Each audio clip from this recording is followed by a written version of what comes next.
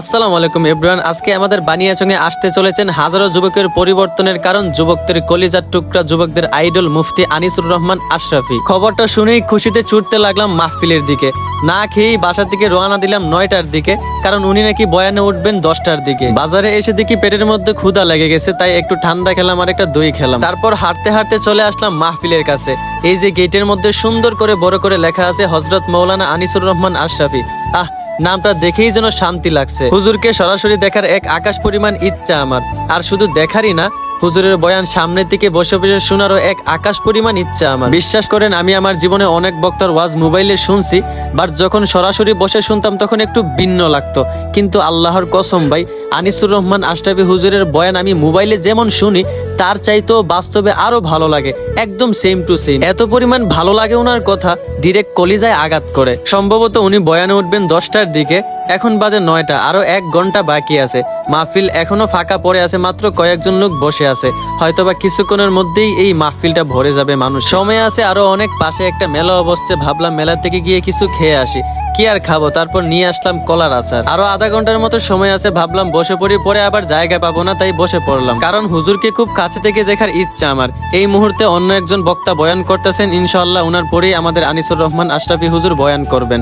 উনি অন্য একটা জায়গায় বয়ান করতেছেন, ওইখানে শেষ করেই এখানে চলে আসবেন। মাইকে যেই বলছে আনিসুর রহমান আশরাফি স্টেজে কিছুক্ষণের মধ্যেই আসতে যাচ্ছেন, উনি রাস্তায় আছেন, ঠিক এই মুহূর্তেই দেখেন কয়েক মিনিটে পুরো জায়গাটা একদম মানুষে ভরপুর হয়ে গেল। ওনার আসার কথা ছিল 10টায়, কিন্তু অপেক্ষা করতে করতে কোমরে ব্যথা হয়ে গেছে। উনি আসলেন প্রায় 1 ঘন্টা পর 11টায়।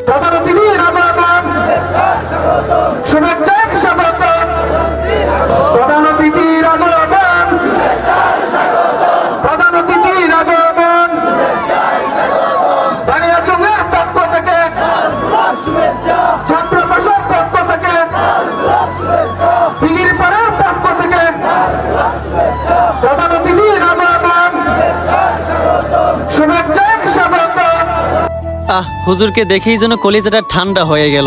এতক্ষণের অপেক্ষার ফল পেয়ে গেলাম। কিন্তু দুঃখের বিষয়, উনার বয়ান আপনাদেরকে একটুও শোনাতে পারবো না। ভিডিও যা করার এখনই করতে হবে, কারণ উনি যেই পরিমাণ করা, উনি যখন মাহফিল শুরু করেন তখন যদি কেউ ভিডিও করে, মাহফিল থেকে একদম কান ধরে উঠিয়ে দেন। কি পরিমাণ শরম যে পায় তখন। আপনারা হয়তো অনেকে ভাবতে পারেন উনি কেন ভিডিও করলে মাহফিল থেকে উঠিয়ে দেন, একবার বললেই তো হয়। আসলে উনি মাহফিলের শুরুতেই সবাইকে বলে দেন যেন হাতে ধরা কোনো মোবাইল না থাকে। তারপরেও যারা ভিডিও করে তাদেরকে উনি অপমান করে একদম মাহফিল থেকে বের করে দেন। নওজোয়ান ছেলেরা,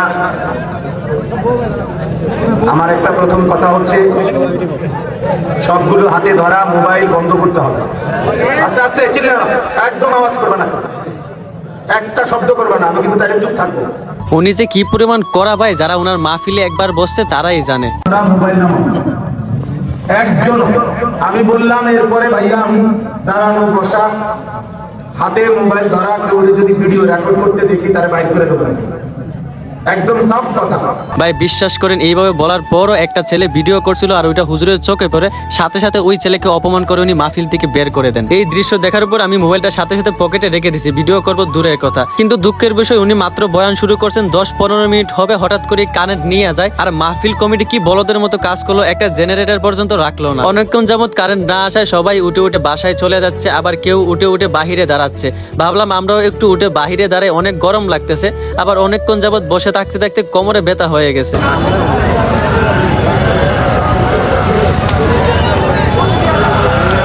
5-6 মিনিটের মতো অপেক্ষা করলাম, তারপরও কারেন্ট আসলো না। হুট করে দেখা যায় বৃষ্টি চলে আসছে, সবাই বাসায় চলে যাচ্ছে। ভাবলাম আমরাও বাসায় চলে যাই, হয়তোবা আর বয়ান হবে না। এই যে হুজুরের গাড়ি এইখানে দাঁড় করানো আছে, হয়তোবা হুজুরও চলে যাবেন বৃষ্টির মধ্যে, আর কি বয়ান করবেন। আস্তে আস্তে হঠাৎ করে রাস্তায় অনেক বৃষ্টি চলে আসে, তাই একটা দোকানের মধ্যে অপেক্ষা করতে লাগলাম বৃষ্টি কমার জন্য।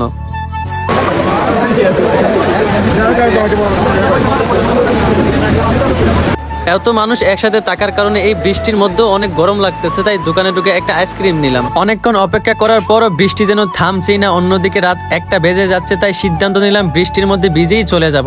কিন্তু মোবাইল কোথায় রাখবো? দোকানদারের কাছ থেকে পলিথিন নিলাম, পলিথিনের ভিতরে মোবাইল ঢুকাইলাম, ডিরেক্ট বৃষ্টিতে ভিজেই বাসায় চলে গেলাম। কিন্তু দুঃখের বিষয়, এত কষ্ট করার পরও হুজুরের বয়ানটা শুনতে পারলাম না। যাই হোক, কি আর করার। সবাই ভালো থাকবেন, সুস্থ থাকবেন। আসসালামু আলাইকুম।